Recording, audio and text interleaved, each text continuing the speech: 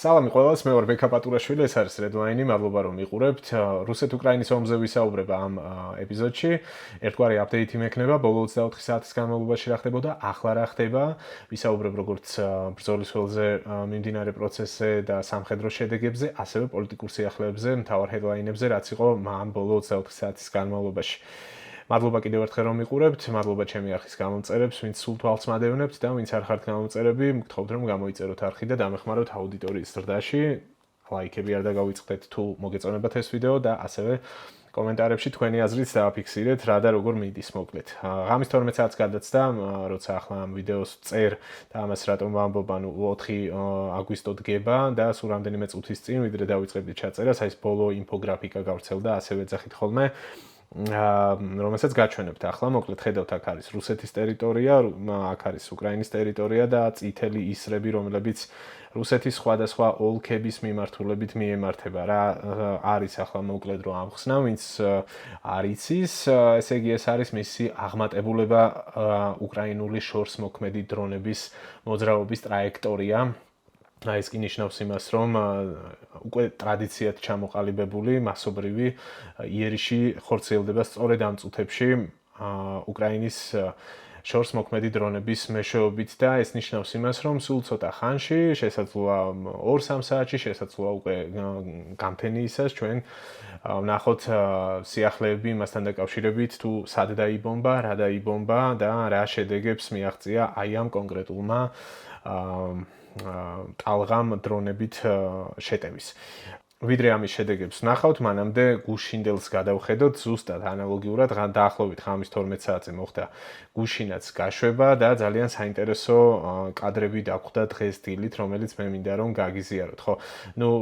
ძირითადად ამ შეტევების შინაარსზე და სამიზნეებზეც რო ვისაუბროთ, როგორც წესი, დრონებით მიზანში ამოიღებენ ხოლმე უკრაინელი სამხედროები სამხედრო დანიშნულების ობიექტებს, ლოჯისტიკურ ცენტრებს, თავშეყრის ადგილებს, ბაზებს, ასე შემდეგ და ძალიან ხშირად ასევე არის არასამხედრო ობიექტებიც მიზანში ამოღებული, ძირითადად ეს ეხება ნავთობ ობიექტებს, ენერგო ობიექტებს. ერთ-ერთი სამიზნე გუშინ იყო ადლერი და სოჭი.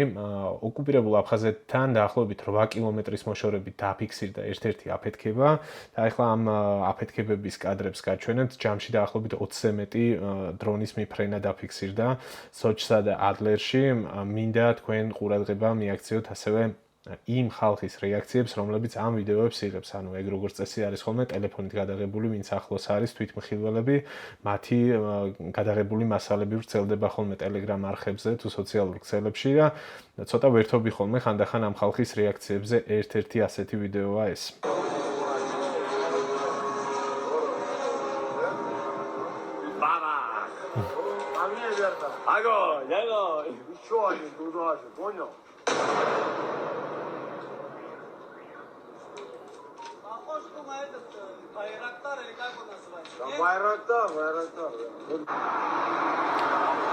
ხო, რა ვიცი, რა უხარიათ ვერ გავიგე, თან რაღაცა დიდი აზარტით არიან ამ განხილვაში, რა ტიპის დრონი იყო, ბაირაქტარი თუ სხვა რამე, ეთყობა მხოლოდ ბაირაქტარის მენიათ აი ამ ვიდეოს ავტორებს და ხო, როგორც გითხარით, არ ვიცი, ამ ხალხის რეაქციები ხანდახან მაოცებს, ხან ისეთი შემართებით შეძახებენ ხოლმე რაღაც რო ფეთქდება.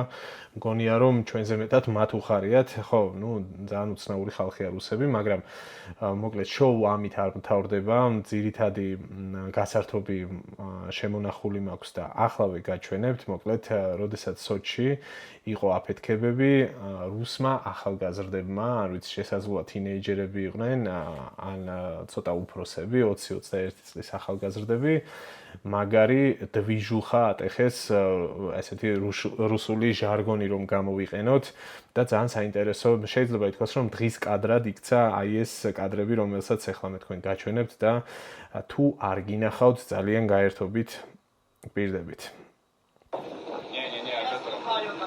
Я снимаю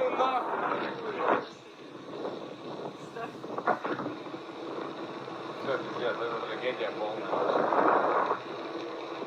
Покажи мне дорогу, тихо пошлет. Моя твоя лесть, я воин Божий есть. Подари надежду жить, по природе колесить. Друг меня морозит звук, передай это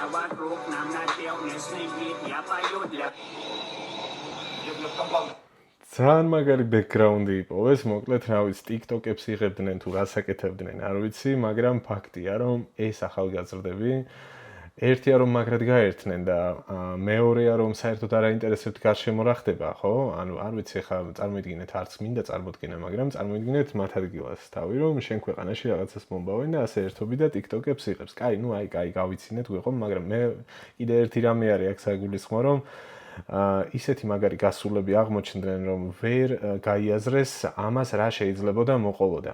მოკლედ ეს ვიდეო ძალიან ვირუსულად გავრცელდა, არ ვიცი, ალბათ მილიონობით ადამიანმა ნახა, ცხადია ნახეს რუსეთში და სასწრაფოდ აი ამ ახალგაზრდებზე გამოცხადდა ძებნა და ახლა მე თქვენ გაჩვენებთ უკვე ეს ხო დილით გადაღებული კადრები იყო და აგერ არის რა მოხდა საღამოს.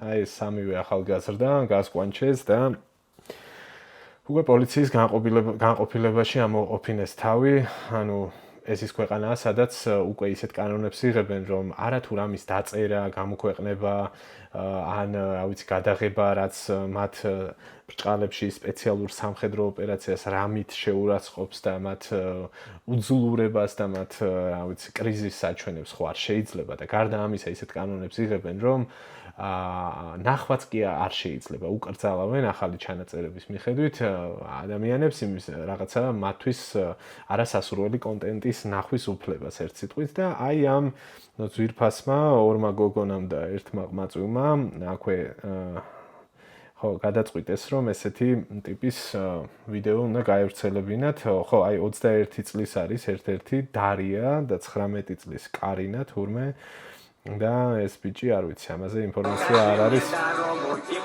ძალიან ვერთობიან ვიდეოზე კიდევ ერთხელ უნდა გაჩვენო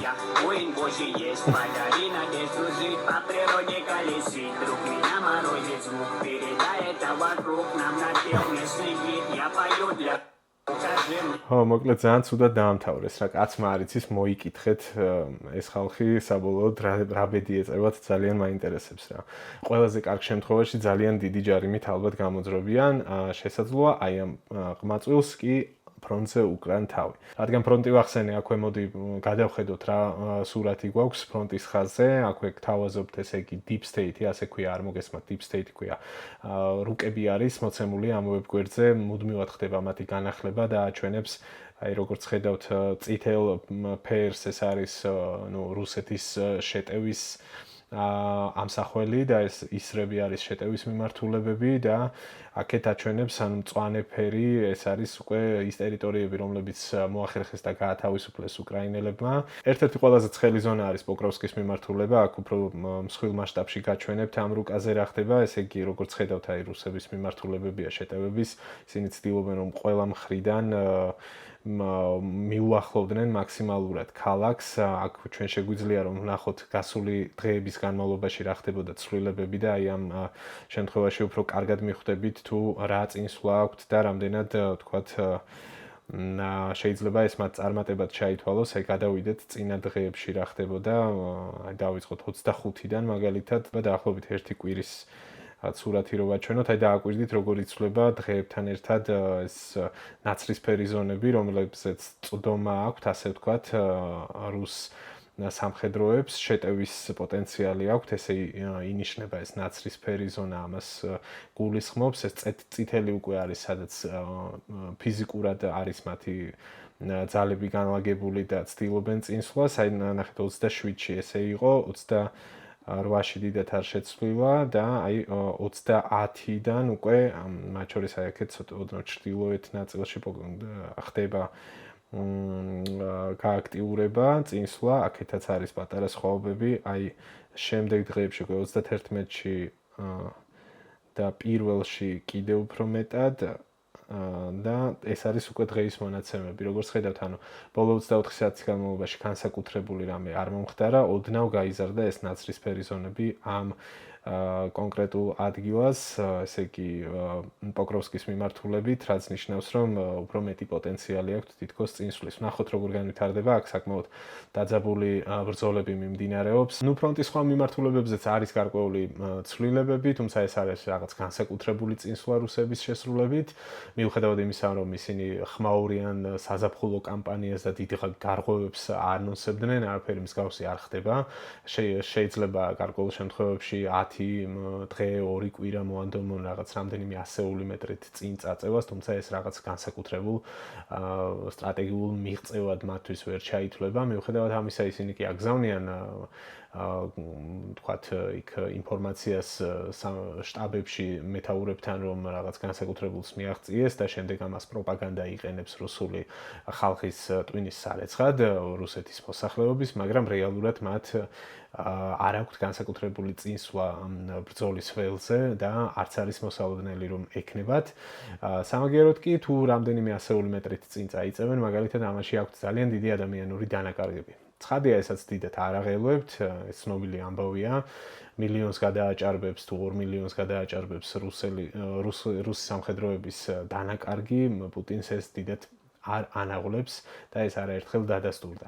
როდესაც ვამბობთ, რომ არ ანაღლებს, აქ მარტო არ გულისხმობთ დაღუპულ სამხედროებზე, ასევე გულისხმობ ცოცხალი სამხედროების მდგომარეობაზე, რომლებიც არიან ახლა ბრძოლის წინა ხაზზე. ისინი ძალიან ბევრს წუწუნებენ, არაერთი ვიდეო ვრცელდება სოციალურ ქსელებში, სადაც ისინი საუბრობენ პრობლემებზე, მომარაგების თვალსაზრისით, შეიარაღების თვალსაზრისით, აღჭურვილობის ტექნიკის ასე და შემდეგ.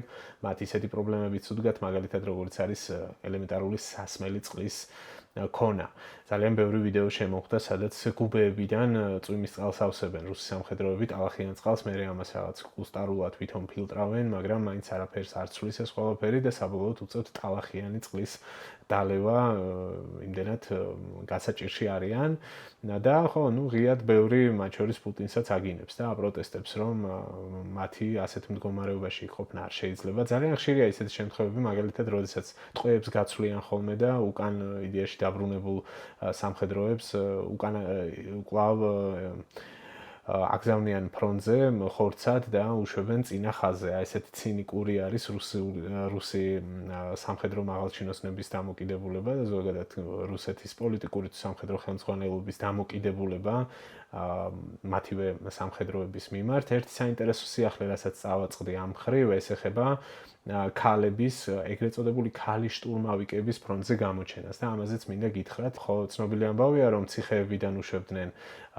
პატიმრებს, მკვლელებს, აგზავნიდნენ პირდაპირ ესე იგი ფრონტის წინა ხაზზე თავისუფლების ბჭყალებში თავისუფლების სანაცვლოდ უშვებდნენ სასაკლაოზე. ახლა როგორც ჩანს, რუსებმა დაიწყეს ქალთა კოლონიებიდანაც პატიმრების გამოყვანა და დაიწერა ვერსიები, რომ დიდი ალბათობით ეს რამდენიმე შემთხვევა, როდესაც ეგრეთ წოდებული ქალი შტურმავიკები დაფიქსირდა და მათი ლიკვიდაცია, რაც უკრაინელებისთვისაც ერთგვარი უცნაური ამბავი იყო.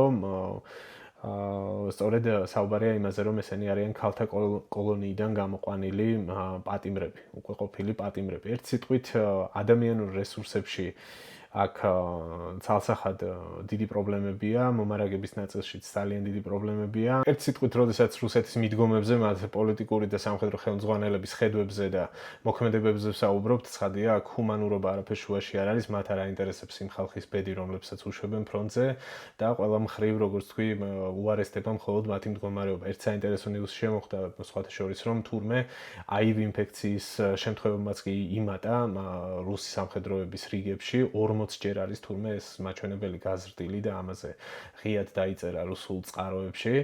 ხო, ნუ მხოლოდ მოიმატებს კრიზისი, ეს ცხადია, იქიდან გამომდინარე, რომ თანდათან უფრო მეტი პოლიტიკური წნეხის ქვეშ და ეკონომიკური წნეხის ქვეშ ექცევა რუსეთი. ეს არის ახლა მთავარი პოლიტიკური თემაც, შეიძლება ითქვას და აქედან თანდათან უფრო პოლიტიკურ თემებზე გადავინაცვლოთ, როგორც იცით, იწურება ულტიმატუმის ვადა, თვლა დაწყებული არის დღეების 8 აგვისტოს იწურება ტრამპის მიერ დაწესებული ბოლო 10 დღიანი ულტიმატუმი, რის შემდეგაც წესით უნდა მიიღოს გადაწყვეტილება, რომ დამატებითი ტარიფები და სანქციები დაწესდეს, მათ შორის ეგრეთ წოდებული მეორადი სანქციები მათთვის, ვინც რუსეთთან კვლავ ვაჭრობს ნავთობით და ამ მხრივ უკვე მიუხედავად იმისა, რომ არ არის ამოწურული ეს ვადა გარკვეული გადაწყვეტილებები უკვე გამოჩნდა. მათ შორის ინდოეთიდან მოდის უკვე პოზიტიური სიგნალები, ამის თქმა შეიძლება. მას შემდეგ რაც განსაკუთრებით 25% პლუს ტარიფები დაუწესა ტრამპმა სულ 2 დღის წინ და არ დაელოდა ის აი ამ 10-დღიანი ულტიმატუმის ამოწურვას უშუალოდ ინდოეთის მიმართ, მათ შეიცვალეს მიდგომები, დაიწყეს ზრუნვა დივერსიფიკაციაზე. ინდოეთის ეკონომიკის მინისტრი ამბობდა ერთ-ერთ ტელეეთერში, რომ მათ აქვთ შესაძლებლობა, რომ სხვა არხებიდან რუსეთის მომარაგების გარდა სხვა არხებიდანაც მიიღონ ნავთობპროდუქტები, ნედლი ნავთობი და ის გადაამუშავონ 43-მდე ასეთ პარტნიორს მოიაზრებს ინდოეთის ხელისუფლება. ახლა უკვე მთავარია როგორი რეაგირება ექნებათ ჩინეთსაც, რომელიც არის ერთ-ერთი მსხვილი იმპორტიორი რუსული ნედლი ნავთობის აი ამ სანქციების გვერდისავლით, ბრაზილიას და ასე შემდეგ.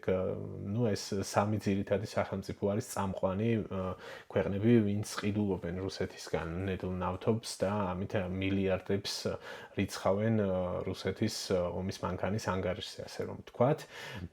აქვე კიდევ ერთი სიახლე ამ თემაზე, ეს არის ოპეკის წევრი ქვეყნების გადაწყვეტილება, რომელიც სულ ცოტა ხნის წინ გახდა ცნობილი, რომ გავშიფროთ ეს ორგანიზაცია, ოპეკი ეს არის ნავთობის ექსპორტიორთა გაერთიანება და მისმა წევრმა ქვეყნებმა ერთობლივი განცხადება გააკეთეს, რომ სექტემბრიდან ისინი აპირებენ მოპოვების ზრდას, საუბარი არის 548,000 ბარელით მეტი ნავთობის მოპოვებაზე, რაც ერთადერთი რამით არის განპირობებული, რომ იმ შემთხვევაში თუ დამატებითი სანქციები დაწესდება, იმ შემთხვევაში თუ რუსეთის ექსპორტი ჩაიკეტება, თუნდაც აი ამ ჩრდილოვანი ფლოტის მეშვეობით, ან სრულად ვერ განულდება ცხადია, მაგრამ მნიშვნელოვნად თუ შემცირდება, ეს დეფიციტი უნდა შეივსოს. და ამაზე საუბრობდა ტრამპი ჯერ კიდევ რამდენიმე თვის წინ, როდესაც ის ჩასული იყო საუდის არაბეთში ოფიციალური ვიზიტით, მან ძალიან კარგად მახსოვს, რომ მოუწოდა ნავთობის მომპოვებლებს, რომ მაქსიმალურად გაზარდონ მოპოვება იმისთვის, რომ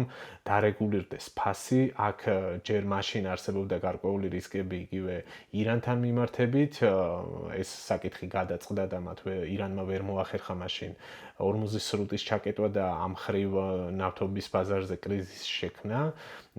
თუმცა, ცხადია, აქ მეორე მთავარი საკითხი იყო ის, რომ რუსეთზე უნდა განხორციელებულიყო წნეხი. აქედან გამომდინარე მიღებული არის ეს პოლიტიკური გადაწყვეტილებები, იზრდება მოპოვება იმისთვის, რომ ბაზარი დარეგულირდეს, თავად შეერთებული შტატებიც აპირებს, რომ უფრო გაზარდოს თავისი წილი მსოფლიო ბაზარზე, ნავთობის, გაზის და სწორედ იმიტომ ხდება ეს ყველაფერი, რომ არ შეიქმნას სწრაფად დეფიციტი რუსეთის ამ რესურსების შემცირებით, შებოჭვით, თუ გნებავთ გადაკეტვით და ამან არ გამოიწვიოს რყევები, არ გამოიწვიოს ფასების მკვეთრი ზრდა და ასე შემდეგ. ერთ სიტყვით, ყველაფერი მეტნაკლებად შეთანხმებულია, მეტნაკლებად გეგმის მიხედვით მიდის, დიდ სურათში თუ შევხედავთ აი ამ პოლიტიკურ გადაწყვეტილებებს და ეს ყველაფერი მხოლოდ და მხოლოდ რუსეთის საწინააღმდეგოდ მოქმედებს. გადაწყვეტილებები მიღებულია, რომ მათი მაქსიმალური წნეხის ქვეშ უნდა მოქცევა უნდა მოხდეს და აი ამ გადაწყვეტილებებში ერთიანი არის, რაც მთავარია დასავლეთი, ევროპის სახელმწიფოები, ევროკავშირი, ამერიკის შეერთებული შტატები, დიდი ბრიტანეთი და ისინი ერთობლივად მოქმედებენ თუნდაც სანქციების დაწესების ნაწილში და თუნდაც უკრაინის შეიარაღების მხრივაც. ხო, დღეს სხვათა შორის იყო უკრაინის სამხედრო ავიაციის დღე და ზელენსკიმაც ისაუბრა ამაზე, რომ მათი ავიაცია თანდათან ნატოს სტანდარტებზე გადადის. მან ასევე დაანონსა, რომ დამატებით ავიაგამანადგურებლებს მიიღებს ის პარტნიორებისგან. უკრაინის შეიარაღებაში უკვე არის ფრანგული მირაჟები, ასევე ამერიკული F-16-ები. თანდათან მატულობს მათი რაოდენობა და იმედი გამოთქვა ზელენსკიმ, რომ ეს ყველაფერი კვლავ დიდი ძალისხმევით გაგრძელდება და საბოლოოდ ისინი შეძლებენ, რომ უფრო მეტად ინტენსიური გახადონ ავიაციის ჩართულობა შეტევით ოპერაციებში. ეს ითქვა, მათ შორის გენშტაბის დონეზეც და პოლიტიკური ხელმძღვანელობის დონეზეც, რომ ავიაციის კომპონენტი უნდა უფრო მეტად ჩართონ სამხედრო ოპერაციებში, იმისთვის რომ დაარტყან ფრონტის ხაზზე რუსულ განთავსების ადგილებს, თუ მათ მნიშვნელოვან შეიარაღებას და ლოჯისტიკურ ცენტრებს და ასევე დარტყმები განახორციელონ სიღრმეში. გახსოვთ ხო, ტრამპმა დასვა ეს კითხვა ზელენსკისთან სატელეფონო საუბარში, რომ შეუძლია თუ არა დაარტყას მოსკოვს და შეუძლია თუ არა დაარტყას სანქტ-პეტერბურგს და მაშინ ზელენსკიმ უპასუხა, რომ აუცილებლად შეუძლია თუ ექნება შესაბამისი შეიარაღება. დიდი ამბებია, მოკლედ შეიარაღების მიწოდების ნაწილში ბევრი შესაძლოა გახდეს დეტალი საჯარო, ბევრი შეიძლება არც გახდეს საჯარო, იქიდან გამომდინარე, რომ არაერთი გადაწყვეტილება მიიღება საიდუმლოდ, პოლიტიკური გადაწყვეტილებები არსებობს, რომ ეს ყველაფერი არ უნდა გასაჯაროვდეს და ამას ჩვენ მხოლოდ და მხოლოდ შედეგების სახით ვნახავთ. რაც შეეხება პოლიტიკურ შედეგებს, ამ ხრივ ძალიან საინტერესო კვირა გველოდება წინ, ახლოვდება 8 აგვისტო, ეს დედლაინი დაწესებული იწურება. საინტერესო დეტალი ერთი გახლავთ ის, რაც მე ძალიან მაფიქრებს, რომ აი ახლა, როდესაც ჩვენ აქ ვსაუბრობთ და ვიდეოს წერ, სტივ ვიტკოფი, ტრამპის სპეციალური წარმომადგენელი, იმყოფება ოფიციალური ვიზიტით მოსკოვში. ძალიან არ მინდა, რომ ამ ამბავმა გააფუჭოს ყველაფერი და გამოვიდეს ხვალანზე დონალდ ტრამპი და განაცხადოს ასეთი რამ, რომ აი რაღაც რესურსი მოლაპარაკებების კვლავ არსებობს და ვიტკოფის ვიზიტმა ამაში დაარწმუნა და არ მინდა ძალიან, რომ ტრამპის რიტორიკაში პუტინი ისევ კარგი კაცი გახდეს. ვნახოთ როგორ წავა ეს ამბავი, გარკვეული ეჭვები გააჩინა ვიტკოფის უეცრად ასე მოსკოვში გაგზავნა, გავიგებთ იმედია უახლოეს შესაძლოა საათებშიც აი ამ შეხვედრების შედეგებს, მანამდე კი უნდა ითქვას, რომ ტრამპი ძალიან განრისხებული ჩანდა, მისი რიტორიკა ძალიან მკაცრი იყო, ის ამბობდა, რომ პუტინთან საუბარს აზრი აღარ აქვს, იმიტომ რომ ყოველთვის ერთი და იგივე შედეგით მთავრდება, ის საუბრობს თავაზიანად და შემდეგ საღამოს იმავე საღამოს ბომბავს უკრაინულ ქალაქებს, სხვათა შორის ბოლო დღეების განმავლობაში არაერთი უკრაინული ქალაქის დაბომბვა ისევ ვნახეთ. დრონების თუ ფრთოსანი და ბალისტიკური რაკეტების გამოყენებით იყო იერიშები კიევზე მათ შორის და დაიღუპა არაერთი მშვიდობიანი მცხოვრები, ბავშვებიც დაიღუპნენ. კატასტროფული შედეგები არის. რუსეთი მუდმივად ცდილობს, რომ იერიშები განახორციელოს სწორედ სამოქალაქო ობიექტებზე და არტყას მშვიდობიან მოსახლეობას და აი ამ გზით ну რაღაცნაირად დემოტივაცია მოახდინოს უკრაინული საზოგადოების, მაგრამ პრინციპში უკრაინელებს ძალიან ბევრი რამ მოუგროვდათ ბოლო პერიოდის განმავლობაში დამატებითი мотиваციისთვის, ეს არის პირველ რიგში მხარდაჭერა, ეს არის დამატებით შეიარაღების მიწოდების შესახებ დაპირებები და პრინციპში პრაქტიკული გადადგმული ნაბიჯებიც უკვე თუნდაც პატრიოტის სისტემების მიწოდებასთან დაკავშირებით. ხო, ну, ერთი ამბავი ალბათ გამორჩა, რაც იყო ბოლო დღეების ერთ-ერთი მთავარი თემა და დღემდე ტოპ თემად რჩება საერთაშორისო მედიაში, ეს არის ტრამპის ცნობილი განცხადება 2 დღის წინ გაკეთებული, რომ მედვედევის უკბილო ხუმრობების, მუქარების თუ რაღაც ბაქიბუქის საპასუხოდ, რომ რაღაც მინიშნებები გააკეთა ალბათ მთვრალმა მედვედევმა რაღაც ბირთვული იარაღის გამოყენებასთან დაკავშირებით. მედვედევის ამ გამოხტომებს მოკლედ ძალიან მალევე უპასუხა ტრამპმა და თქვა, რომ 2 ბირთვული წყალქვეშა ნავი გაგზავნა რუსეთის სიახლოვეს და ამან ეს მოკლედ დიდი breaking news იყო, დიდი ამბები გამოიწვია ამან, ცხადია ეს არის ისეთი ინფორმაცია, რომლის დადასტურება ვერ მოხდება, ეს არის აბსოლუტურად საიდუმლო ინფორმაცია, სად რა გაიგზავნა ამას ცხადია არავინ არ გაასაჯაროებს, ასე რომ შეიძლება გაგზავნა და შეიძლება არც გაუგზავნია ტრამპს არაფერი, უბრალოდ ეს იყო რაღაც ესეთი საგულისხმო აქ ის არის, რომ მედვედევის და სხვა ოდიოზური ფიგურების მხრიდან თუნდაც შიდა აუდიტორიისთვის გაკეთებულ განცხადებებს ტრამპი ძალიან ხისტად გამოეხმაურა და აჩვენა, რომ აქ სიტყვებს მნიშვნელობა აქვს და ასე არ უნდა ისროლონ მუქარები ამერიკის შეერთებული შტატების მისამართით, განსაკუთრებით თუ ეს ეხება ბირთვული იარაღის გამოყენებას. მოკლედ, ჯერჯერობით კარგად მიდის ამბავი, ნახოთ კიდევ ვიმეორებ, აი სტივ ვიტკოფი რას იზავს მოსკოვში შეხვედრაზე, აი ეს ძალიან მაინტერესებს. ნახოთ როგორ განვითარდება მოვლენები, იმედია რომ მეტნაკლებად შევეხე ბოლო ამბებს, რაც ხდება უკრაინაში, პოლიტიკურ ნაწილზეც ვისაუბრეთ. დავასრულებ მოკლედ აქ, საკმარისია დღეისთვის, გამომეხმაურეთ კომენტარებში, დაწერეთ თქვენი მოსაზრებები. გამოიწერეთ ჩემი არხი, კიდევ ერთხელ თხოვნა მექნება თუ არ გაქვთ გამოწერილი და დაელოდეთ შემდეგ ეპიზოდს, დიდი ალბათობით მალევე დაგიბრუნდებით. ნახვამდის.